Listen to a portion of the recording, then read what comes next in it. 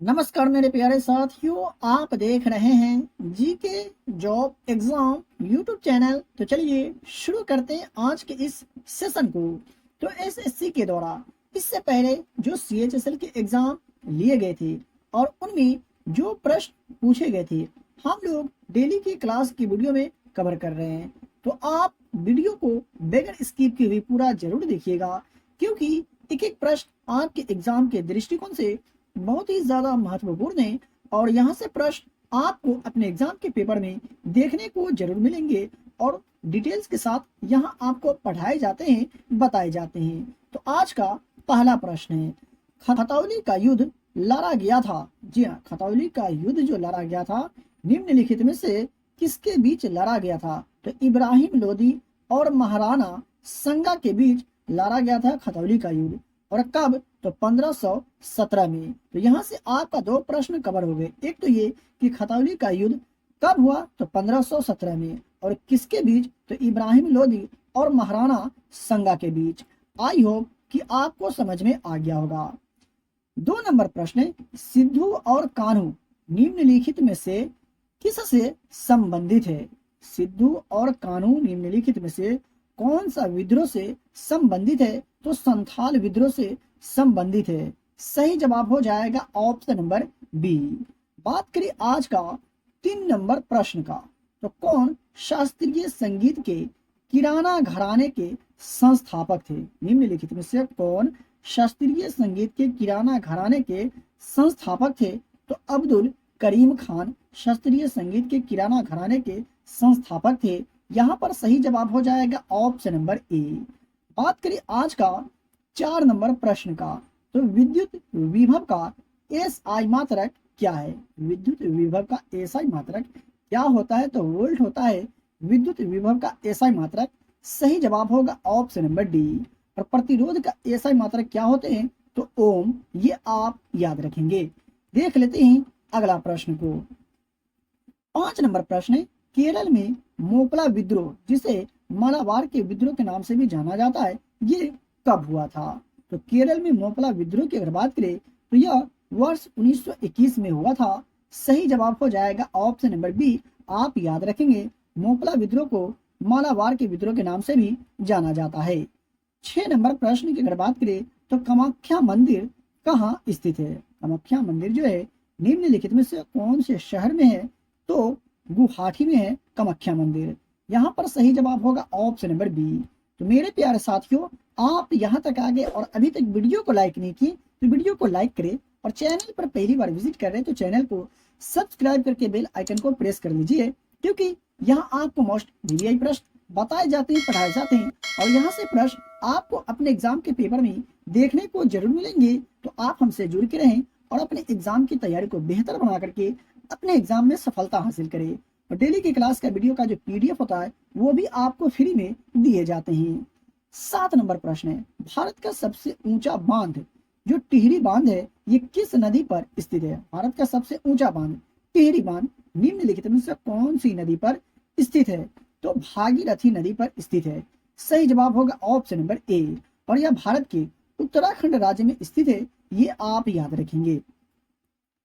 8 number प्रश्न है, भारत और पाकिस्तान के बीच शिमला समझौता किस वर्ष में किया गया था? भारत और पाकिस्तान के बीच जो शिमला समझौता हुआ था, ये किस वर्ष किया गया था? तो वर्ष 1972 में भारत और पाकिस्तान के बीच शिमला समझौता हुई थी। सही जवाब हो जाएगा ऑप्शन नंबर ए।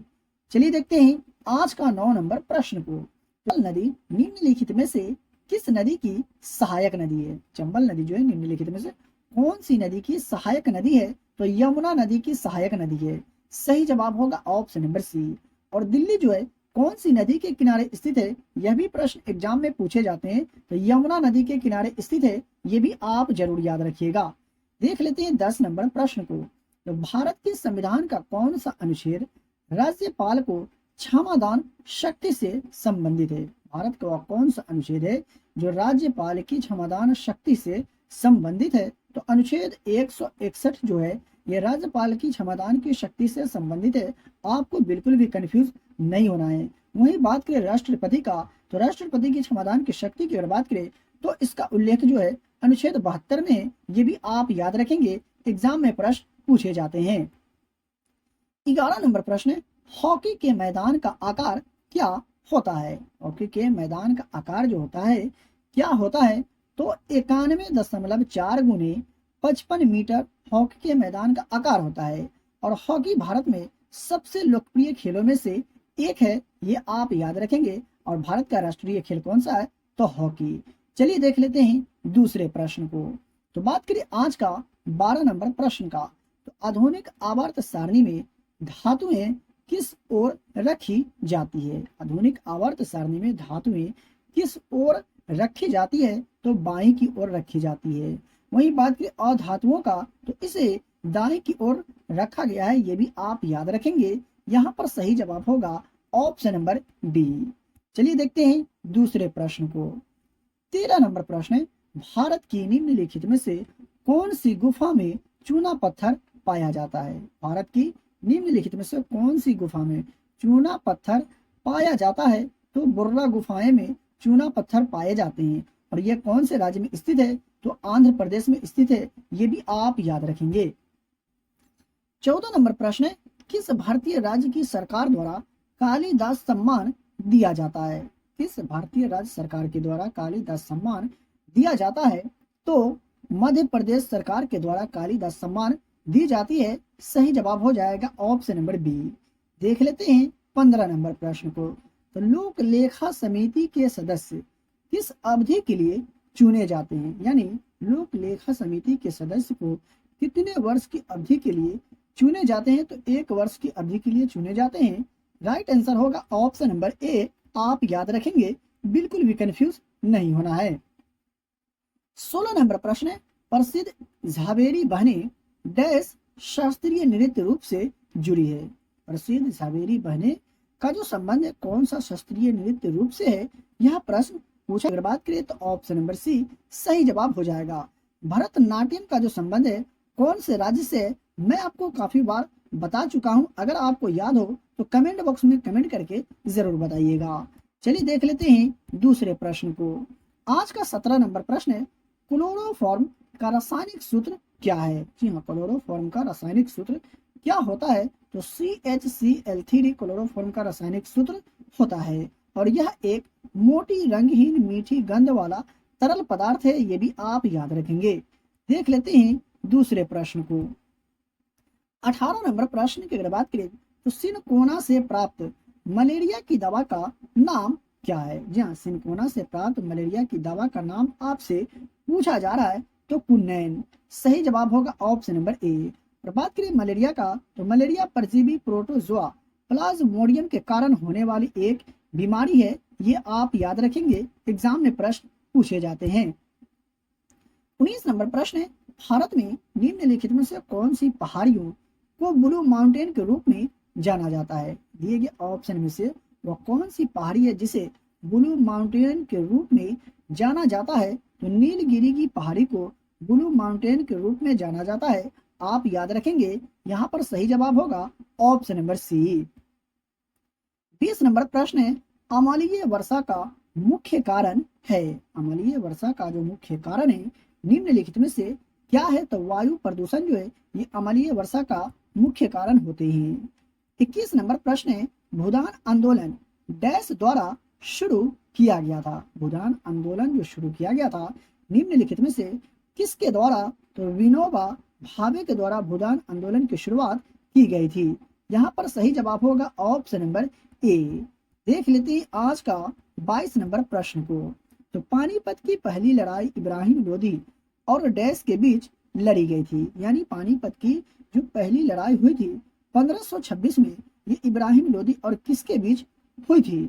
तो बाबर के बीच हुई थी पानीपत की पहली लड़ाई इब्राहिम लोदी और बाबर के बीच। कब? तो 1526 में। सही जवाब हो जाएगा ऑप्शन नंबर डी। बात करें आज का 23 नंबर प्रश्न का। तो सरोद वादक अली अकबर खान का संबंध किससे था? जी हाँ, सरोद वादक अली अकबर खान का जो संबंध था निम्नलिखित में से कौन से घराने से था? तो मैहर घराने से था सरोद वादक अली अकबर खान का संबंध सही जवाब होगा ऑप्शन नंबर डी। यहाँ से आपका 2 प्रश्न कवर हो गए। एक तो इस तरह से भी प्रश्न पूछा जाता है कि अली अकबर खान कौन सा वाद्य यंत्र से संबंधित है या कौन से वाद्य यंत्र से संबंध है, तो सरोद से। और इनका कौन से घराने से संबंध है, तो मेहर घराने से। मैं आशा करता हूं कि आपको समझ में आ गया होगा। 24 नंबर प्रश्न है, संयुक्त राष्ट्र ने किस वर्ष को महिलाओं के लिए अंतर्राष्ट्रीय वर्ष के रूप में मनाया? जी हाँ, संयुक्त राष्ट्र ने किस वर्ष को महिलाओं के लिए अंतर्राष्ट्रीय वर्ष के रूप में मनाया था? तो वर्ष 1975 को संयुक्त राष्ट्र ने महिलाओं के लिए अंतर्राष्ट्रीय वर्ष के रूप में मनाया था। सही जवाब हो जाएगा ऑप्शन नंबर ए। बात करें महत्वपूर्ण दिवस का, तो बात करें 8 मार्च का, तो 8 मार्च को अंतर्राष्ट्रीय महिला दिवस के रूप में मनाए जाते हैं। ये आप याद रखेंगे। यहाँ से आपको अपने एग्जाम में प्रश्न देखने को जरूर मिलेंगे।